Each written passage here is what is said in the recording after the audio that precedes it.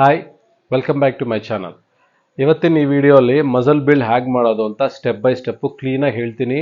ಆದರೆ ನೀವು ಒಂದು ಬುಕ್ಕು ಪೆನ್ನು ತಗೊಂಡು ರೆಡಿಯಾಗಿ ಕಂಪ್ಲೀಟಾಗಿ ಹೇಳ್ತೀನಿ.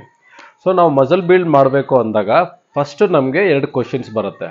ಒಂದು ಬಂದು ನ್ಯಾಚುರಲ್ ಆಗ ಸ್ಟೆರಾಯ್ಡ್ಸ್ ತಗೊಂಡ ಅಂತ. ಈ ವಿಡಿಯೋಲಿ ನಾನು ಸ್ಟೆರಾಯ್ಡ್ಸ್ ಬಗ್ಗೆ ಏನು ಮಾತಾಡಲ್ಲ. ನ್ಯಾಚುರಲ್ ಆಗಿ ಮಸಲ್ ಬಿಲ್ಡ್ ಮಾಡೋದು ಹೇಗೆ ಅಂತ ಹೇಳ್ತೀನಿ. ನ್ಯಾಚುರಲ್ ಆಗಿ ಮಸಲ್ ಬಿಲ್ಡ್ ಮಾಡಬೇಕು ಅಂತ ಡಿಸಿಷನ್ ತೊಗೊಂಡ್ಮೇಲೆ ಮತ್ತೆ ನಮಗೆ ಎರಡು ಚಾಲೆಂಜಸ್ ಬರುತ್ತೆ. ಅದೇನು ಅಂದರೆ ನಮಗೆ 25 ವರ್ಷ ಆಗೋಗಿದೆಯಾ ಇಲ್ಲ 25 ವರ್ಷ ಒಳಗಡೆ ಇದೀವಾ ಅಂತ. 25 ಇಯರ್ಸ್ ಆದಮೇಲೆ 25 ಇಯರ್ಸ್ ಒಳಗಡೆ ಇರೋರಿಗೆ ತುಂಬ ಡಿಫ್ರೆನ್ಸ್ ಏನಾಗಲ್ಲ ನೋಡಿ. 25 ವರ್ಷ ಆದಮೇಲೆ ನಮಗೆ ತುಂಬ ರೆಸ್ಪಾನ್ಸಿಬಿಲಿಟೀಸ್ ಬರುತ್ತೆ. ಜಾಬ್ ನೋಡ್ತಾ ಇರ್ತೀವಿ, ನಮ್ಮ ಕೆರಿಯರ್ ಮೈಂಡಲ್ಲಿ ಓಡ್ತಿರುತ್ತೆ. ಮದುವೆ ಆಗಿರುತ್ತೆ, ಫ್ಯಾಮಿಲಿ ಟೆನ್ಷನ್ಸು, ಅದ್ರ ಜೊತೆಯಲ್ಲಿ ನಮ್ಮ ಟೆಸ್ಟೋಸ್ಟಿರಾನ್ ಲೆವೆಲನ್ನು ತುಂಬ ಸ್ವಲ್ಪ ಡೌನ್ ಆಗಿರುತ್ತೆ. ಅಷ್ಟೇ, ಅದು ಬಿಟ್ಟರೆ ಬೇರೆ ಏನು ಡಿಫ್ರೆನ್ಸ್ ಆಗಲ್ಲ. ನಾವು ಸ್ವಲ್ಪ ಕಷ್ಟಪಟ್ಟು ಸ್ವಲ್ಪ ಹಾರ್ಡ್ ವರ್ಕ್ ಮಾಡಿದ್ರೆ ಆಫ್ಟರ್ 25 ಇಯರ್ಸನ್ನು ಮಸಲ್ ಬಿಲ್ಡ್ ಮಾಡ್ಬೋದು. ನಾವು ನ್ಯಾಚುರಲ್ ಆಗಿ ಮಸಲ್ ಬಿಲ್ಡ್ ಮಾಡಬೇಕು 25 ಇಯರ್ಸ್ ಬಿಲೋ ಆಗಲಿ ಅಬೋ ಆಗಲಿ ಅಂತ ಒಂದು ಸ್ಟಾರ್ಟ್ ಆದಮೇಲೆ ನೆಕ್ಸ್ಟ್ ಮತ್ತೆ ಎರಡು ಚಾಲೆಂಜಸ್ ಬರುತ್ತೆ. ಅದೇನು ಅಂದರೆ ಡರ್ಟಿ ಬಲ್ಕಾ ಕ್ವಾಲಿಟಿ ಬಲ್ಕಾ ಅಂತ. ಇಲ್ಲಿ ಬಲ್ಕ್ ಅಂತ ಯೂಸ್ ಮಾಡ್ತಾ ಇದ್ದೀನಿ. ಏನಕ್ಕೆ ಅಂದರೆ ಫಿಟ್ನೆಸ್ ಇಂಡಸ್ಟ್ರಿಯಲ್ಲಿ ಹಂಗೆ ಹೇಳ್ತಾರೆ, ಕನ್ಫ್ಯೂಸ್ ಆಗೋದು ಬೇಡ ಅಂತ ಬಲ್ಕ್ ಅಂತ ಹೇಳ್ತಾ ಇದ್ದೀನಿ. ನೆನ್ಪಿಟ್ಕೊಳ್ಳಿ, ಬಲ್ಕ್ ಅಂದರೆ ಮಸಲ್ ಗೇನ್ ಮಾಡೋದೆ. ನೋಡಿ, ಡರ್ಟಿ ಬಲ್ಕ್ ಅಂದರೆ ಏನು ಅಂದರೆ ನಾವು ಎಷ್ಟು ವೆಯ್ಟ್ ಇದ್ದೀವಿ, ಎಷ್ಟು ವೆಯ್ಟ್ ಆದ್ವಿ ಅಂತ. ಫಾರ್ ಎಕ್ಸಾಂಪಲ್ಗೆ ಬರೀ 50 kg ಇರ್ತಾರೆ, ಒಬ್ರು 5.5 ಆ ಥರ ಇರ್ತಾರೆ. ಅವ್ರಿಗೆ ಮಸಲ್ ಬಂದಿದೆಯಾ ಫ್ಯಾಟ್ ಬಂದಿದೆಯಾ ಅಂತ ಮ್ಯಾಟ್ರೇ ಆಗಲ್ಲ, ಜಸ್ಟ್ ವೆಯ್ಟ್ ಗೇನ್ ಆದರೆ ಸಾಕು. ಅಂಥವ್ರು ಏನು ಮಾಡಬೇಕು ಅಂದರೆ ನಾರ್ಮಲ್ ಆಗಿ ತಿನ್ನೋ ಫುಡ್ಗಿಂತ ಜಾಸ್ತಿ ಫುಡ್ ತಿಂದರೆ ಸಾಕು. ಬಟ್ ಅದು ಹೆಲ್ತಿ ವೇ ಅಲ್ಲ, ಪ್ರಾಪರ್ ಆಗೂ ಅಲ್ಲ. ಇವಾಗ ಅದನ್ನೂ ಅಲ್ಲ, ಡರ್ಟಿ ಬಲ್ಕು ಅಲ್ಲ. ಕ್ವಾಲಿಟಿಯಾಗಿ ಹೆಂಗೆ ಮಸಲ್ ಬಿಲ್ಡ್ ಮಾಡಬೇಕು ಅಂತ ಹೇಳ್ತೀನಿ. ಓಕೆ, ಇಲ್ಲಿ ನ್ಯಾಚುರಲ್ ಆಗಿ ಕ್ವಾಲಿಟಿಯಾಗಿ ಮಸಲ್ ಬಿಲ್ಡ್ ಮಾಡಬೇಕು ಅಂತ ಬಂದಾಗ ಎರಡು ಚಾಲೆಂಜಸ್ ಬರುತ್ತೆ ನಮಗೆ.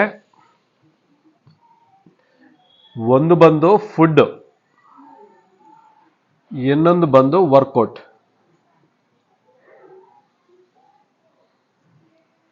Let's talk about food first. ಇದರಲ್ಲಿ ಸ್ವಲ್ಪ ಪಾಯಿಂಟ್ಸ್ ಹೇಳ್ತೀನಿ, ಈ ಪಾಯಿಂಟ್ಸ್ ನೋಟ್ ಡೌನ್ ಮಾಡ್ಕೊಳ್ಳಿ. ಮೊದಲನೇದಾಗಿ, please don't take any supplements. ನೀವು 3 ರಿಂದ 6 ತಿಂಗಳು ನೋಡಿ, 3 to 6 months don't take any supplements. ಏನಕ್ಕೆ ಅಂದರೆ ಸ್ಟಾರ್ಟಿಂಗಲ್ಲೇ ನಾವು ಸಪ್ಲಿಮೆಂಟ್ಸು, ಕ್ರಿಯೇಟಿನ್ ಆಗಲಿ, ಪ್ರೋಟೀನ್ ಆಗಲಿ, ಮಾಸ್ಕಿನರ್ ಯಾವುದೇ ಆಗಲಿ ಅಟ್ಲೀಸ್ಟ್ 3 months ಇಂದ 6 ತಿಂಗಳವರೆಗೂ ನೀವೇನು ಯೂಸ್ ಮಾಡಬಾರ್ದು. ಯಾಕಂದರೆ ನೀವು ನಾರ್ಮಲಾಗಿ ಫುಡ್ ತಿಂದು ಡೈಜೆಷನ್ ಮಾಡ್ಕೊಳ್ಳೋ ಕೆಪಾಸಿಟಿ ನಮ್ಮ ಡೈಜೆಷನ್ ಸಿಸ್ಟಮ್ಗೆ ನೀವು ಕೊಡಬೇಕು. ಜೊತೆಗೆ ನಿಮ್ಮ ಲೈಫ್ ಸ್ಟೈಲ್ನ ಚೇಂಜ್ ಮಾಡ್ಕೋಬೇಕು, ರೆಗ್ಯುಲರ್ ಜಿಮ್ಮಿಗೆ ಬರಬೇಕು, ಫುಡ್ ಬಾಕ್ಸಸ್ನ ನೀವು ಕ್ಯಾರಿ ಮಾಡಬೇಕಾಗತ್ತೆ. ಇಷ್ಟೆಲ್ಲ ಪ್ರಾಸೆಸ್ ಇರುತ್ತೆ. ಇದೆಲ್ಲ ಮಾಡದೆ ನೀವು ಸಡನ್ನಾಗಿ ಸಪ್ಲಿಮೆಂಟ್ಸ್ ಎಲ್ಲ ತೊಗೊಂಡ್ಬಿಟ್ರೆ ನಮ್ಮ ನ್ಯಾಚುರಲ್ ಆಗಿ ನಮ್ಮ ಗಟ್ ಹೆಲ್ತ್ ಎಲ್ಲ ಇಂಪ್ರೂವ್ ಮಾಡೋಕ್ಕೆ ಕಷ್ಟ ಆಗುತ್ತೆ. ಅದಕ್ಕೆ 3 ರಿಂದ 6 ತಿಂಗಳವರೆಗೂ ನೀವು ಎನಿ ಸಪ್ಲಿಮೆಂಟ್ಸ್ ತಗೋಬೇಡಿ. ಇದು ನನ್ನ ಪರ್ಸನಲ್ ರೆಕಮೆಂಡೇಶನು. ನಾನು ತುಂಬ ವರ್ಷದಿಂದ ನೋಡಿದ್ದೀನಿ. ಹುಡುಗರು ಮಾಡೋ ಫಾಲ್ಟ್ಸಲ್ಲಿ ಇದು ತುಂಬ important fault. Point number 2, maintain food diary. ಒಂದು ಡೈರಿ ತಗೊಳ್ಳಿ, ನಿಮ್ಮ ಫುಡ್ನ ಕ್ಯಾಲ್ಕುಲೇಟ್ ಮಾಡಿ ಬರೆದಿಟ್ಕೊಳ್ಳಿ. ಒಂದು ದಿನಕ್ಕೆ ನೀವು ಎಷ್ಟು ತಿಂತಿದ್ದೀರಾ, ಏನೇನು ತಿಂತಾ ಇದ್ದೀರಾ, ಯಾವಾಗ ತಿಂತಾ ಇದ್ದೀರಾ ಅಂತ ಒಂದು ಕ್ಲಿಯರ್ ಆಗಿ ನಿಮಗೆ ಗೊತ್ತಿರಬೇಕು. ಫಾರ್ ಎಕ್ಸಾಂಪಲು ಹೆಂಗೆ ಡಿವೈಡ್ ಮಾಡ್ಕೊಳ್ಳೋದು ಅಂದರೆ, ಹೋಲ್ ಡೇನ ಡಿವೈಡ್ ಮಾಡಿ. ನೀವು ಮಾರ್ನಿಂಗು ಒಂದು 7 o'clock ಹಿಂಗೆ ಎದ್ದಿದ್ದೀರಾ ಅನ್ಕೊಳ್ಳಿ, 7 to ನೈಟ್ ಮಲಗೋಗಿ 10 o'clock ಆಗುತ್ತೆ ಫಾರ್ ಎಕ್ಸಾಂಪಲ್. 1 hour ತೆಗೆದ್ಬಿಡಿ ಎದ್ಮೇಲೆ ಫ್ರೆಶ್ ಆಗೋಕ್ಕೆ ರೆಡಿ ಆಗಿ. 8 o'clock ಇಂದ ನೈಟ್ ಮಲಗೋವರೆಗೂ ಎವ್ರಿ 3 hours ಒಂದೊಂದು ಮೀಲ್ ತಿಂತಾ ಇರಬೇಕು. 8 o'clock ಒಂದು ಮೀಲ್ ತಿಂದರೆ 8ಗೊಂದು, ಆಮೇಲೆ 3 hours 8 to 9 10 11 11 12 1 2 3 4 5 6 7 8 ನೋಡಿ. ಮತ್ತೆ 8 o'clock ನಿಮ್ಮ ಡಿನ್ನರ್ ಕಂಪ್ಲೀಟ್ ಆಗಬೇಕು. ಇದು 1 2 3 4 5 ಅಟ್ಲೀಸ್ಟ್ 5 meals ಆದರೂ ಇರಬೇಕು. 6 meals ಇದ್ರೆ ಒಳ್ಳೇದು. ಅಟ್ಲೀಸ್ಟ್ 5 meals ಆದರೂ ಇದ್ರೆ ನಿಮ್ಮ ಓವರ್ ಆಲ್ ನ್ಯೂಟ್ರಿಷನ್ ನಾವು ಡಿವೈಡ್ ಮಾಡ್ಕೊಳ್ಳೋಕ್ಕೆ ತುಂಬ ಈಸಿಯಾಗಿರುತ್ತೆ. ಪಾಯಿಂಟ್ ನಂಬರ್ 3, ನಿಮ್ಮ ಮೀಲಲ್ಲಿ ಕಂಪಲ್ಸರಿ ಪ್ರೋಟೀನ್ ಇನ್ಕ್ಲೂಡ್ ಮಾಡ್ಕೋಬೇಕು.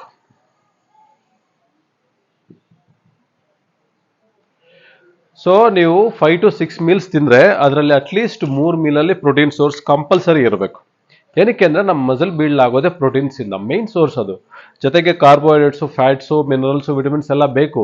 But protein major component. So ಅದಕ್ಕೆ ಯಾವುದಾದ್ರಾಗಲಿ, ವೆಜ್ ಆಗಲಿ ನಾನ್ ವೆಜ್ ಆಗಲಿ, ನಿಮ್ಮ ಕೈಲಿ ಯಾವುದಾಗುತ್ತೆ, ನಿಮ್ಗೆ ಯಾವ್ದು ಕಂಫರ್ಟಬಲ್ ನೋಡಿಕೊಂಡು ಎಗ್ಸು, ಚಿಕನು, ಸ್ಪ್ರೌಟ್ಸ್ ಅಂತೆ, ಬ್ರೋಕಲಿ ಅಂತೆ, ಪನ್ನೀರ್, ನೀವು ಸ್ವಲ್ಪ ರಿಸರ್ಚ್ ಮಾಡಿ ನಿಮ್ಗೆ ಕಂಫರ್ಟಬಲ್ ಆಗಿರೋ ಪ್ರೋಟೀನ್ ಸೋರ್ಸ್ ಯಾವುದಾದ್ರೂ ಆಗಲಿ ಅಟ್ಲೀಸ್ಟ್ 3 ಮೀಲ್ಸಲ್ಲಿ ಇನ್ಕ್ಲೂಡ್ ಮಾಡ್ಕೊಳ್ಳಿ. ನಿಮಗೆ ಸಿಂಪಲ್ ಫೈಸ್ ಮಾಡಿ ಹೇಳ್ತೀನಿ ನೋಡಿ. ಅಟ್ಲೀಸ್ಟ್ ಬ್ರೇಕ್ಫಾಸ್ಟ್ ಅಂದ್ಕೊಳ್ಳಿ, ಬ್ರೇಕ್ಫಾಸ್ಟಲ್ಲಿ ಒಂದು ಎಗ್ಗೋ ಈ ಥರ ಮಾಡಿ, ಲಂಚಲ್ಲಿ ಚಿಕನ್ ಏನಾದ್ರು ತಿನ್ನಿ, ಸಾಯಂಕಾಲ ಚಿಕನ್ ಏನಾದ್ರು ತಿನ್ನಿ, ನೈಟು ಇಲ್ಲೊಂದು, ಸೊ ಇಲ್ಲಿ ಎಗ್ ಆಗಿಲ್ವಾ ಸ್ಪ್ರೌಟ್ಸ್ ತಿನ್ನಿ, ಇಲ್ಲಿ ಪನ್ನೀರ್ ತಿನ್ನಿ, ಈ ಥರ ಅಟ್ಲೀಸ್ಟ್ 3 ಮೀಲ್ಸಲ್ಲಿ ಪ್ರೋಟೀನ್ ಸೋರ್ಸು ಇನ್ಕ್ಲೂಡ್ ಮಾಡ್ಕೊಳ್ಳಿ. Point number 4, increase food slowly. Increase your food intake slowly. So ನಿಮ್ಮ ಫುಡ್ನ ಸ್ವಲ್ಪ ಸ್ವಲ್ಪ ಇನ್ಕ್ರೀಸ್ ಮಾಡ್ಕೊತಾ ಹೋಗಿ. ನಿಮ್ಮ ಡೈರಿಲಿ ಬರೆದು ಇಟ್ಕೊಂಡಿರ್ತೀರಲ್ವಾ, ಅದನ್ನ ನೋಡಿಕೊಂಡು ನಿಮ್ಮ ಎಕ್ಸಸೈಸ್ ಜೊತೆಯಲ್ಲಿ ಇವಾಗ ಏನು ತಿಂತಿದ್ದೀರಾ ಅದನ್ನು ಸ್ವಲ್ಪ ಸ್ವಲ್ಪ ಇನ್ಕ್ರೀಸ್ ಮಾಡ್ಕೊಂಡು ಹೋಗ್ತಾ ಇದ್ರೆ ಮಸಲ್ ಡೆವಲಪ್ಮೆಂಟ್ ಚೆನ್ನಾಗಾಗುತ್ತೆ. ಪಾಯಿಂಟ್ ನಂಬರ್ 4, ಕಂಪ್ಲೀಟಾಗಿ ಜಂಕ್ ಫುಡ್ ಅವಾಯ್ಡ್ ಮಾಡಲೇಬೇಕು ನೀವು. ಏನಕ್ಕೆ ಅಂದರೆ ನೀವು ಜಂಕ್ ಫುಡ್ ತಿಂತಾ ಇದ್ರೆ ನಿಮ್ಮ ಮಸಲ್ ಡೆವಲಪ್ ಆಗಲ್ಲ, ಜೊತೆಗೆ ಫ್ಯಾಟ್ ಡೆವಲಪ್ ಆಗುತ್ತೆ. ಆಮೇಲೆ ನಿಮಗೆ ಹಾರ್ಟ್ಗೂ ಸ್ವಲ್ಪ ತೊಂದರೆ ಆಗುತ್ತೆ, ನಿಮ್ಮ ಬ್ಲಡ್ ಸರ್ಕ್ಯುಲೇಷನ್ ಸರಿಯಾಗಿ ಆಗಲ್ಲ. ಸೊ ಎಕ್ಸಸೈಸ್ ಮಾಡಬೇಕಾದ್ರೆ ಫುಡ್ ಮಾತ್ರ ಕ್ಲೀನಾಗಿ ಇಟ್ಕೊಳ್ಳಿ. ಜಂಕ್ ಫುಡ್ ಕಂಪ್ಲೀಟ್ ಅವಾಯ್ಡ್ ಮಾಡಿದ್ರೆ ತುಂಬ ಒಳ್ಳೆಯದು ನಿಮಗೆ. Point number 6, drink sufficient water. ನೋಡಿ, ಡ್ರಿಂಕ್ ವಾಟರ್ 3 to 4 ಲೀಟರ್ ಅಂದರೆ ನೀವು ಮೆಜರ್ ಮಾಡಿಕೊಂಡು 3-4 ಲೀಟರ್ ಕುಡಿಬೇಕು ಅಂತಲ್ಲ. ನೀವು ನೋಡ್ಕೊಳ್ಳಿ, ನಿಮ್ಮ ಬಾಡಿನೇ ಹೇಳುತ್ತೆ ನಿಮಗೆ, ನೀವು ಅಬ್ಸರ್ವ್ ಮಾಡಿ. ಸೊ ಒಂದು ದಿನಕ್ಕೆ ಎಷ್ಟು ಲೀಟರ್ ಕುಡಿತಾ ಇದ್ದೀರಾ ಅಂತ ಒಂದು ಮೆಜರ್ ತಗೊಳ್ಳಿ, ಒಂದು ಅದ್ರ ಮೇಲೆ ಮಾನಿಟರ್ ಮಾಡಿ. ಸೊ ಕರೆಕ್ಟಾಗಿ ಇದೆಯಲ್ವಾ ಅಂತ ನೋಡಿಕೊಂಡು ನಿಮ್ಮ ಬಾಡಿ ಹೇಳಿದಾಗ ನೀರು ಕೊಡ್ತಾ ಇರಿ. ಮೇಯ್ನು ವಾಟರ್ ಸೋರ್ಸು ಕರೆಕ್ಟಾಗಿಲ್ಲ ಅಂದರೆ ಬಾಡಿಗೆ ತುಂಬ ಪ್ರಾಬ್ಲಮ್ಸ್ ಬರುತ್ತೆ. ಸೊ ಡ್ರಿಂಕ್ ಕಂಪಲ್ಸರಿ, ನಿಮ್ಮ ಬಾಡಿ ಹೇಳ್ದಂಗೆ at least 3 to 4 litre water sufficient ನಿಮಗೆ. Okay, let's talk about workout. Point number 1, do just 1 muscle per day. ಒಂದಿನಕ್ಕೆ ಒಂದೇ ಮಸಲ್ಗೆ ಎಕ್ಸಸೈಸ್ ಮಾಡಿ. ಏನಕ್ಕೆ ಅಂದರೆ ತುಂಬ ಜನ ನೋಡಿದ್ದೀನಿ ನಾನು, ಒಂದೇ ದಿನ 2-3 ಮಸಲ್ ಮಾಡ್ತಾ ಇರ್ತಾರೆ. ಚೆಸ್ಟು, ಅದ್ರ ಜೊತೆಲಿ ಟ್ರೈಸಿಪ್ಸು, ನೆಕ್ಸ್ಟ್ ಡೇ ಬಂದು ಬ್ಯಾಕು, ಬೈಸಿಪ್ಸು, ಲೆಗ್ಗು, ಶೋಲ್ಡರು, ಈ ಥರ ಮಾಡಿದ್ರೆ ಏನಾಗುತ್ತೆ, ಒಂದು ಮಸಲ್ನ ಕಂಪ್ಲೀಟಾಗಿ ನಾವು ಆ್ಯಕ್ಟಿವೇಟ್ ಮಾಡೋಕ್ಕಾಗಲ್ಲ, ಇನ್ನೊಂದು ಮಸಲ್ಗೆ ಅರ್ಧಂಬರ್ಧ ಆಗುತ್ತೆ. ಅದ್ರ ಜೊತೆಗೆ ನಮ್ಮ ಒಳಗಡೆ ರಿಕವರಿ ಟೈಮ್ ಸರಿಯಾಗಿ ಕೊಡಲ್ಲ. ಒಂದು ವೀಕಲ್ಲಿ 3 times ನೋಡಿ, ನ್ಯಾಚುರಲ್ ಆಗಿ ನಾವು ವರ್ಕೌಟ್ ಮಾಡಬೇಕಾದ್ರೆ ಒಂದು ಮಸಲ್ನ ನಾವು ಕರೆಕ್ಟಾಗಿ ಸ್ಟಿಮ್ಯುಲೇಟ್ ಮಾಡಿದ್ರೆ ಅದಕ್ಕೆ ಅಟ್ಲೀಸ್ಟ್ 7 days ರೆಸ್ಟ್ ಬೇಕು. ಅದರಲ್ಲಿ 3 ದಿನ ರಿಕವರಿ ಟೈಮ್ ಇರುತ್ತೆ, 4 ದಿನ ಗ್ರೋತ್ ಟೈಮ್ ಇರುತ್ತೆ. ನಾವು ಅಷ್ಟು ಕರೆಕ್ಟಾಗಿ ರಿಕವರಿ ಟೈಮ್ ಕೊಟ್ಟಿಲ್ಲ, ನಾವು ಒಂದೊಂದು ದಿನಕ್ಕೆ ಹೆವಿ ಮಾಡ್ತಿದ್ರೆ ಮಸಲ್ ಡೆವಲಪ್ಮೆಂಟ್ ಆಗಲ್ಲ ನಮಗೆ. ಸೊ ಒಂದು ದಿನಕ್ಕೆ ಒಂದೇ ಬಾಡಿ ಪಾರ್ಟ್ ಮಾಡಿ, ಅದು ಪ್ರಾಪರ್ ಆಗಿ ಮಾಡಿ. Point number 2, lift heavy proper ಫಾರ್ಮಲ್ಲಿ. ಸೊ ನೀವು ವೆಯ್ಟ್ಸು ಬರೀ 5 kg 10 kg ಹಾಕ್ಕೊಂಡು 20 ಕೌಂಟು 30 ಕೌಂಟ್ ಹಿಂಗೆ ಮಾಡ್ದಂಗೆ ಸ್ವಲ್ಪ ಹೆವಿ ವೆಯ್ಟ್ ಹಾಕ್ಕೊಂಡು 15 to 8 ರೆಪಿಟೇಷನ್ ಒಳಗಡೆನೆ ಜಸ್ಟ್ 3 to 4 ಸೆಟ್ಸ್ ಮಾತ್ರ ಮಾಡಿ. ಸೊ ಈ ಥರ ಮಾಡಿದಾಗ ಏನಾಗುತ್ತೆ, ಮಸಲ್ ಹೈಪರ್ಟ್ರೋಫಿಗೆ ಹೋಗುತ್ತೆ. ತುಂಬ ಲಾಂಗ್ ಟೈಮ್ ಮಾಡಬಾರ್ದು, just do 45 minutes only. So ನಿಮ್ಮ ಡೇ ವರ್ಕೌಟು 45 minutesಗಿಂತ ಜಾಸ್ತಿ ಎಕ್ಸ್ಟೆಂಡ್ ಆಗಬಾರ್ದು. ಅಷ್ಟು ಒಳಗಡೆ ಎಕ್ಸಾಸ್ಟ್ ಆಗೋ ಥರ ನೀವು ವರ್ಕೌಟ್ ಮಾಡಬೇಕು, ಹೆವಿ ವೆಯ್ಟ್ಸ್ ಹಾಕೊಂಡು ಪ್ರಾಪರ್ ಫಾರ್ಮಲ್ಲಿ, ಯಾರಾದರೂ ಲೈಟ್ ಸಪೋರ್ಟ್ ತೊಗೊಂಡು. ಸೊ ಈ ಥರ ಮಾಡಿದ್ರೆ ಮಸಲ್ ಚೆನ್ನಾಗಿ ಡೆವಲಪ್ ಆಗುತ್ತೆ. Point number 3, 5/3 into 15 sets. So ಇದಕ್ಕಿಂತ ಎಕ್ಸ್ಟ್ರಾ ಆಗಬಾರ್ದು ವರ್ಕೌಟು. ಒಂದಿನಕ್ಕೆ ಒಂದು ಮಸಲ್ ಮಾಡಿದಾಗ ಅದು ಅಟ್ಲೀಸ್ಟ್ 5 ವೇರಿಯೇಷನ್ಸ್ ಮಾಡಿ. ಆ 5 ವೇರಿಯೇಷನು, ಒಂದೊಂದು ವೇರಿಯೇಷನು 3 sets.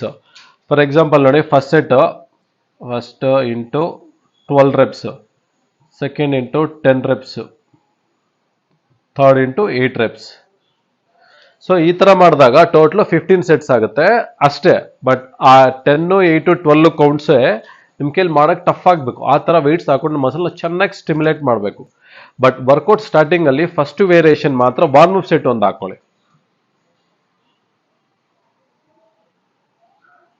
ಒಂದು warm up set. Point number 4, ಕಾರ್ಡಿಯೋನ ನಿಮ್ಮ ವರ್ಕೌಟಲ್ಲಿ ಇನ್ಕ್ಲೂಡ್ ಮಾಡ್ಕೋಬೇಕು. ಅಟ್ಲೀಸ್ಟ್ ವೀಕಲ್ಲಿ 3 days ಆದರೂ ಕಂಪಲ್ಸರಿ ಇರಬೇಕು. ಏನಕ್ಕೆ ಅಂದರೆ ನಮಗೆ ಮಸಲ್ಗೆ ಬೇಕಾಗಿರೋದು ಪ್ರೋಟೀನ್ಸು, ಕಾರ್ಬೋಹೈಡ್ರೇಟ್ಸು, ಫ್ಯಾಟ್ಸು ಎಷ್ಟು ಇಂಪಾರ್ಟೆಂಟು, ಅದೇ ಥರ ಆಕ್ಸಿಜನ್ ತುಂಬ ಇಂಪಾರ್ಟೆಂಟು. ನಾವು ಕಾರ್ಡಿಯೋ ಮಾಡಿದಾಗ ನಮ್ಮ ಬಾಡಿಲಿ ಆಕ್ಸಿಜನ್ ಸಪ್ಲೈ ಚೆನ್ನಾಗಿರುತ್ತೆ.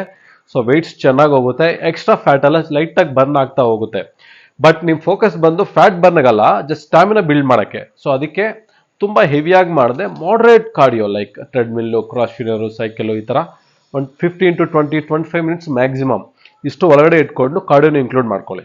ಆ್ಯಂಡ್ ಲಾಸ್ಟ್ ಒಂದು ಫ್ರೀ ಅಡ್ವೈಸ್ ಕೊಡ್ತೀನಿ. So focus on your own workout. ನಿಮ್ಮ ಜಿಮ್ಮಲ್ಲಿ ಪಕ್ಕದಲ್ಲಿರೋರು ಏನೇನು ಮಾಡ್ತಿದ್ದಾರೆ ಅದನ್ನೆಲ್ಲ ನೀವು ಇನ್ಕ್ಲೂಡ್ ಮಾಡ್ಕೊಳ್ಳೋದು, ನಿಮ್ಮ ಕೋಚ್ ಮಾಡೋದು, ಬೇರೆ ಯಾವುದೋ ಒಂದು ವಿಡಿಯೋಲ್ಲಿ ಯಾರೋ ಒಬ್ಬ ಮಾಡೆಲ್ ಮಾಡ್ತಿರೋದು, ಒಬ್ಬ ಬಾಡಿ ಬಿಲ್ಡರ್ ಮಾಡ್ತಿರೋದು, ಎಲ್ಲದನ್ನು ತುಂಬ ತಲೆಗೆ ಹಾಕ್ಕೊಂಡು ಕ್ರಿಟಿಕಲ್ ಮಾಡ್ಕೋಬೇಡಿ. ಸೊ ನಿಮ್ಮ ವರ್ಕೌಟ್ ಏನೋ, ನಿಮ್ಮ ಪ್ಲ್ಯಾನ್ ಏನೋ, ಮೇನ್ ಅದ್ರ ಮೇಲೆ ಫೋಕಸ್ ಮಾಡಿ. ಅಟ್ಲೀಸ್ಟ್ 3 to 6 months ಒಂದು ಪ್ಲ್ಯಾನ್ನ ಕಂಪ್ಲೀಟಾಗಿ ನೀವು ಫಿನಿಶ್ ಮಾಡಿದ್ರೆ ರಿಸಲ್ಟ್ ನಿಮ್ಗೆ ಆಟೋಮೆಟಿಕ್ ಗೊತ್ತಾಗುತ್ತೆ. ನಿಮ್ಮ ಹುಡುಗರು ತುಂಬ ಜನ ಏನು ಮಾಡ್ತಾರಂದ್ರೆ, ಒಳ್ಳೆ ಪ್ಲ್ಯಾನ್ ಸ್ಟಾರ್ಟ್ ಮಾಡಿರ್ತೀರ, ಎಲ್ಲೋ ನೋಡೋ ಯಾರೋ ಹೇಳೋ ಮಾಡಿರ್ತೀರ, 1 ತಿಂಗಳು, 1 ವಾರ, 2 ವಾರ, 1 ತಿಂಗಳು, 1.5 ತಿಂಗಳಿಗೆಲ್ಲ ಅದನ್ನ ಬಿಟ್ಬಿಟ್ಟು ಮತ್ತೆ ಹೊಸ ಟ್ರೈ ಮಾಡ್ತೀರಾ. ರಿಸಲ್ಟ್ ಬರೋವರೆಗೂ ನಮಗೆ ಪೇಷನ್ಸೇ ಇರಲ್ಲ. ದಯವಿಟ್ಟು ಆ ಪೇಷನ್ಸ್ನ ಕಳ್ಕೊಳ್ದೆ ನಾವು ಮಾಡ್ತಿರೋ ಫಾಲ್ಟ್ನ ಈ ವೀಕ್ ನೋಡ್ಕೊಳ್ಳಿ. ನಿಮ್ಮ ವರ್ಕೌಟ್ ಡೈರಿ, ಫುಡ್ ಡೈರಿ ಎಲ್ಲ ಇರುತ್ತಲ್ವ, ಅದನ್ನು ರಿಪೀಟ್ ಮಾಡಿ. ಲಾಸ್ಟ್ ವೀಕ್ ಏನೇನು ಫಾಲ್ಟ್ ಆಗಿದೆ, ಎಲ್ಲೆಲ್ಲಿ ಮಿಸ್ ಆಗಿದೆ, ಇದನ್ನ ರೆಡಿ ಮಾಡ್ಕೊಂತ 3 to 6 months ಅಲ್ಲಿ ನೀವು ಒಳ್ಳೆ ರಿಸಲ್ಟ್ ತಗೊಂತೀರಾ. ರಿಸಲ್ಟ್ ಬಿಲ್ಡ್ ಮಾಡೋದು ಹೇಗೆ ಅಂತ ಈ ವಿಡಿಯೋಲಿ ಕಂಪ್ಲೀಟ್ ಆಗಿ ಹೇಳಿದ್ದೀನಿ, ಡೀಟೇಲ್ಡ್ ಆಗಿ. ನಿಮಗೆ ಯೂಸ್ ಆಗಿದೆ ಅನ್ಕೊಂತಾ ಇದ್ದೀನಿ. ಯೂಸ್ ಆಗಿದ್ರೆ ಒಂದು ಲೈಕ್ ಮಾಡಿ, ಹಾಗೆ ನನ್ನ ಚಾನಲ್ ಸಬ್ಸ್ಕ್ರೈಬ್ ಮಾಡಿಕೊಂಡು ಮತ್ತೆ ನೆಕ್ಸ್ಟ್ ವಿಡಿಯೋಲಿ ಮೀಟ್ ಆಗೋಣ. ಅಲ್ಲಿವರೆಗೂ ಬಾಯ್.